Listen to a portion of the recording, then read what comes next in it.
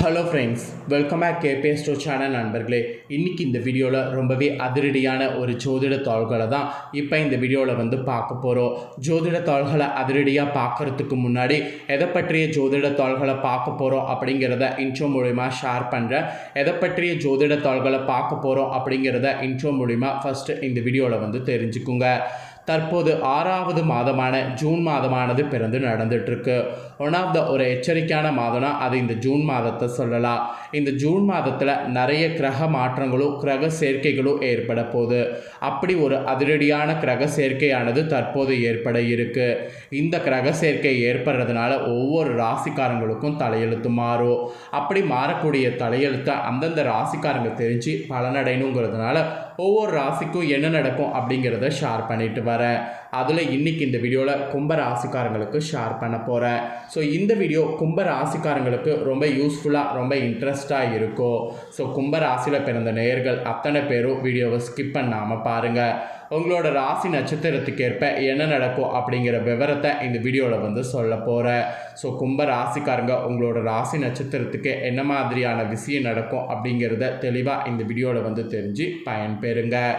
Actually நீங்கள் உங்களோட ராசிக்கு பலன்களை தெரிஞ்சுக்கிறதுக்கு முன்னாடி என்ன கிரக சேர்க்கைகள் நடந்திருக்கு அப்படிங்கிற விவரத்தை ஃபஸ்ட்டு சொல்லிடுறேன். அதை முதல்ல தெரிஞ்சுக்குங்க. நவகிரகங்களில் செவ்வாயும் கேதுவும் தான் தற்போது சேர்ந்துருக்கிறாங்க.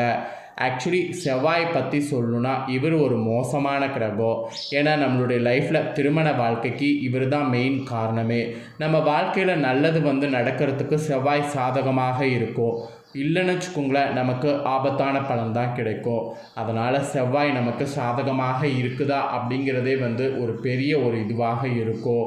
அப்புறம் கேதுவை பற்றி சொல்லவே தேவையில்லை. இவர் ஒரு நிழல் கிரகம். இருந்தாலும் இவருடைய பவர் வேகமாக நமக்கு பயங்கர ஆட்டத்தை கொடுப்பாரு. ஸோ கேதுவும் ஆட்டத்தை கொடுக்குறவர், செவ்வாயும் ஆட்டத்தை கொடுக்குறவர். இவங்க ரெண்டு பேரும் இப்போ இணைய போகிறாங்க. இவங்க இணையும் போது என்ன ஏற்படும்னா ஒரு யோகம் ஏற்படும். அது என்ன மாதிரியான யோகம்னா அழிவு கிரகமான யோகம் ஏற்படும். இந்த யோகம் என்னைக்கு ஏற்பட போகுதுன்னா ஜூன் 7ஆம் தேதி அன்னைக்கெல்லாம் ஸ்டார்ட் ஆக போகுது இந்த யோகம். இந்த யோகத்தின் காரணமாக 12 ராசியில் பிறந்த அத்தனை பேருமே கவனமாக இருக்கணும். அதில் கும்ப ராசிக்காரங்க உங்களோட நட்சத்திரத்துக்கு ஏற்ப என்ன நடக்கும், எப்படி கவனமாக இருக்கணும் அப்படிங்கிறத நீங்கள் தெரிஞ்சு பயனடையணுங்கிறதுனால இந்த வீடியோவில் கும்ப ராசிக்காரங்களுக்கு எப்படி கவனமாக இருக்கணும் அப்படிங்கிறத ஷேர் பண்ண போகிறேன். ஸோ கும்ப ராசியில் பிறந்த நேயர்கள் அத்தனை பேரும் வீடியோவை ஸ்கிப் பண்ணாமல் பாருங்கள். உங்களோட ராசி நட்சத்திரத்துக்கு என்ன மாதிரி கவனமாக இருக்கணும் அப்படிங்கிறத இந்த வீடியோவில் தெரிஞ்சுக்குங்க. அதுக்கு முன்னாடி இந்த கிரக சேர்க்கை எந்த ராசியில் ஏற்பட போகுது அப்படிங்கிறத சொல்கிறேன். எந்த ராசியில் ஏற்பட போகுது அப்படிங்கிற விவரத்தை இந்த வீடியோவில் தெரிஞ்சுக்குங்க. ஜோதிடத்தின் படி கிரகங்கள் ஒவ்வொன்றும் அவ்வப்போது ராசியை மாற்றி சுப மற்றும் அசுப யோகங்களை உருவாக்கி மனித வாழ்க்கையில் மிகப்பெரிய தாக்கத்தை ஏற்படுத்தும். ஆக்சுவலி இது இப்படி ஒவ்வொரு மாதமும் பலவிதமான யோகங்கள் உருவாகி வரும். ஸோ இந்த யோகங்கள் ஒவ்வொன்றும் ஒவ்வொரு வகையில் இருக்கும். அந்த வகையில் இப்போ ஜூன் மாதத்தில் பல யோகங்கள் உருவாக இருக்குது. அதில் ஜூன் 7ஆம் தேதி அன்னைக்கு இந்த ஒரு யோகம் உருவாக போகுது. அதுதான் அழிவு கிரகமான யோகம். இந்த யோகமானது எதனால் உருவாக போகுதுன்னா செவ்வாய் மற்றும் கேதுவுடைய சேர்க்கையால் உருவாக போகுது. ஆக்சுவலி கிரகங்களுடைய தளபதியாக கருதப்படக்கூடிய செவ்வாய் ஜூன் 7ஆம் தேதி அன்னைக்கு என்ன பண்ண போகிறாருன்னா சூரிய பகவானுடைய சிம்ம ராசி இருக்குல்ல, அந்த ராசிக்குள்ளே நுழைய போகிறாரு. இந்த சிம்ம ராசியில் ஏற்கனவே நிழல் கிரகமாக பயணித்து வரக்கூடிய கேது இருக்கிறாரு. இந்த கேது இருக்கக்கூடிய சிம்ம ராசியில் செவ்வாயும் இணையும் போது ரெண்டுமே பார்த்திங்கன்னு வச்சுக்கோங்களேன் ஒரு ராசியில் இணையக்கூடிய நிகழ்வு ஏற்படுது. இந்த ஒரு சேர்க்கையானது சுமார் 52 நாட்கள் இனி நீடிக்க போகுது. இந்த கிரகங்களுடைய சேர்க்கையினால் மோசமான யோகம்தான் உருவாக போகுது. இந்த ஒரு யோகத்தின் தாக்கமானது அனைத்து ராசிக்காரங்களுடைய வாழ்வில் இனி தெரிய வரும். அதில் சில ராசிக்காரங்களுக்கு இந்த யோகத்தால் மிகவும் கவனமாக இருக்க வேண்டும். முக்கியமாக பண விஷயத்திலையும் ஆரோக்கிய விஷயத்திலையும் எச்சரிக்கையாக இருக்க வேண்டும். இப்போது இந்த செவ்வாய் கேது சேர்க்கையால் உருவாகக்கூடிய அழிவு கிரகமான யோகத்தினால உங்கள் ராசிக்கு எப்படி கவனமாக இருக்கணும் அப்படிங்கிறத நட்சத்திரத்துக்கு ஏற்ப ஷேர் பண்ணுறேன். உங்களோட ராசி நட்சத்திரத்துக்கு ஏற்ப எப்படி கவனமாக இருக்கணும் அப்படிங்கிறத இந்த வீடியோவில் வந்து தெரிஞ்சுக்குங்க. ஸோ கும்ப ராசிக்காரங்க உங்களுக்கான பலனை நீங்கள் தெரிஞ்சு அதற்கேற்ப நடந்து பலன் பெறுங்க. ஸோ கும்ப ராசிக்காரங்க அவிட்ட 3-4 பாதம், சதயம், புரட்டாதி 1-2-3 பாதங்களில் பிறந்தவங்களுக்கு நான் சொல்லக்கூடிய கணிப்பு கரெக்டாக இருக்கும். ஸோ கும்பராசி இந்த நட்சத்திரத்தில் பிறந்தவங்க உங்களுக்கான பலனை தெரிஞ்சுக்குங்க. கிரகடியில் எப்படி அமையுங்கிறத சொல்கிறேன், அதை முதல்ல தெரிஞ்சுக்குங்க. ராசியில் சனி ராகு, தைரிய வீரியஸ்தானத்தில் சுக்கிரன், சுகஸ்தானத்தில் சூரிய புதன், பஞ்சமஸ்தானத்தில் குரு, ரணருண ரேகஸ்தானத்தில் சந்திரன் செவ்வாய், கலஸ்தரஸ்தானத்தில் கேது, இந்த மாதிரி கிரகங்கள் உங்களுக்கு வரப்போகுது. இதனோட அடிப்படையில் தான் உங்களோட ராசி நட்சத்திரத்துக்கு என்ன நடக்குங்கிறத சொல்ல போகிறேன். ஃபஸ்ட்டு அவிட்ட 3-4 பாதங்களில் பிறந்த கும்பராசிக்கு சொல்லப்பட்டிருக்கு. இதில் பிறந்தவங்களுக்கு இந்த மாதம் ஜூன் 7 கிரக சேர்க்கையிலிருந்து குடும்பத்தில் இருப்பவர்களை அனுசரித்து செல்வது நன்மை தரும். வாழ்க்கை துணையுடைய உடல்நலனில் அக்கறையானது கண்டிப்பாக தேவை. சிறிய விஷயங்களுக்கு கூட கோபம் வரலாம். அதனால் உறவினர்கள் நண்பர்களிடம் கவனமாக பேசுவது நல்லது. விபரீதமாக ஆசைகள் ஏற்படலாம். அந்த ஆசைகள் ஏற்படாமல் இருக்க கவனம் தேவை. ஸோ அவிட்டம் 3-4 பாதங்களில் பிறந்த கும்ப ராசிக்காரங்க இந்த மாதிரியெல்லாம் நிறைய கவனமாக இருக்கணும். அப்புறம் கலைத்துறையில் இருக்கிறவங்களுக்கு பாதுகாப்புங்கிறது அவசியம். பொருள் வரவில் குறைவு ஏற்பட வாய்ப்பு இருக்குது.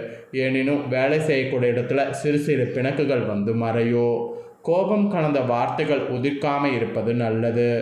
அரசியல் துறையில் இருக்கிறவங்களுக்கு உறுதியும் துணிவும் நிறைந்திருக்கும். பிரபலங்களுடைய நட்பும் ஆதரவும் கிடைக்கும்.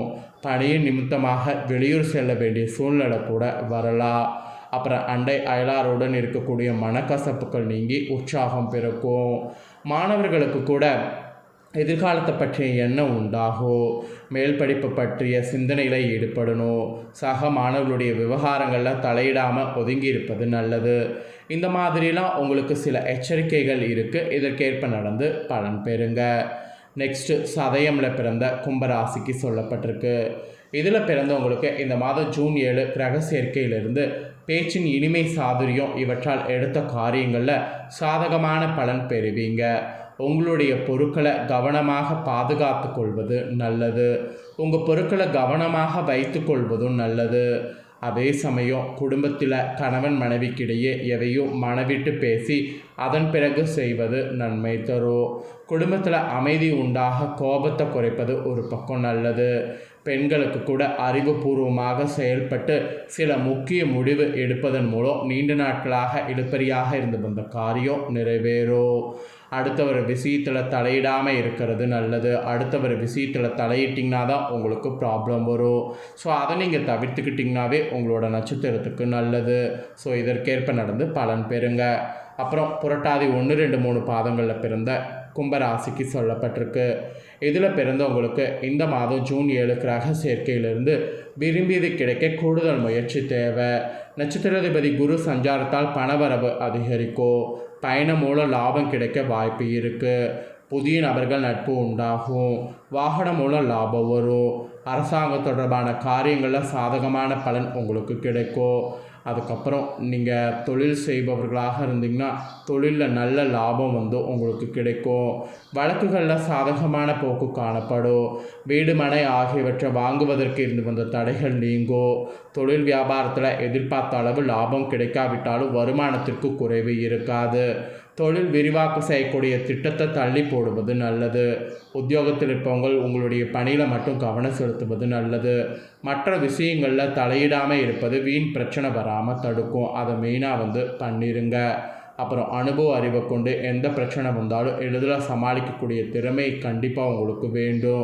நீங்கள் வேகத்தோட விவேகம் கொண்டவர்களாக இருக்கணும். அப்படி இருந்து அறிவு திறமையை வளர்த்துக்கணும்.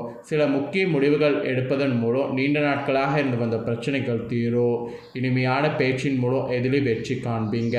வீண் குற்றச்சாட்டுக்கு ஆளாக நேரிடலாம். அது ஆளாகாமல் இருக்க கவனமாக இருப்பது நல்லது. மற்றவர்களுடைய செய்கையால் கோபம் ஏற்படலாம். அதுலேயும் நிதானம் தேவை. ஸோ இந்த மாதிரி பல எச்சரிக்கைகள் உங்களுக்கு சொல்லப்பட்டிருக்கு. ஸோ இதற்கேற்ப நடந்து பலன் பெறுங்க. ஸோ கண்டிப்பாக வந்து நான் சொன்ன இந்த தாள்கள் உங்களோட நட்சத்திரத்துக்கு ஏற்ப நீங்கள் தெரிஞ்சிருப்பீங்க. இந்த கிரக சேர்க்கையினால் என்ன நடக்குங்கிறத தெரிஞ்சுக்கிட்டிங்களா? இதற்கேற்ப நடந்து கவனமாக பலன் பெறுங்க. நீங்கள் இந்த தாள்களை பார்த்து பயனடைகிறது போல் உங்கள் ஃப்ரெண்ட்ஸ் ஃபேமிலி இருக்கவங்களும் பார்த்து பலனடையணும்னு நினச்சிங்கன்னா வீடியோ லைக் பண்ணி ஷேர் பண்ணுங்கள். வீடியோவை உங்கள் ஃப்ரெண்ட்ஸ் ஃபேமிலி இருக்கவங்களும் பார்க்கட்டும். அவங்களுக்கு கும்பராசிக்காரங்களாக இருந்தாங்கன்னா இதை தெரிஞ்சு இதை கேட்ப நடந்து பலனடையட்டும். நெக்ஸ்ட்டு நம்ம சேனலில் நிறைய வீடியோ போடப்படும். அது எல்லாமே உடனுக்குடனே தெரிந்துக்குள்ள மறக்காமல் நம்ம சேனலை சப்ஸ்கிரைப் பண்ணுங்கள். அப்போ தான் நான் போகிற மற்ற அப்படின்னா எல்லா வீடியோஸும் உடனுக்குடனே தெரிந்து கொண்டு பயனடையலாம். ஸோ மறக்காமல் பண்ணுங்கள். நெக்ஸ்ட் இதே போல் சுவாரஸ்யமாக வேறொரு வீடியோவில் உங்களை சந்திக்கிறேன். நன்றி.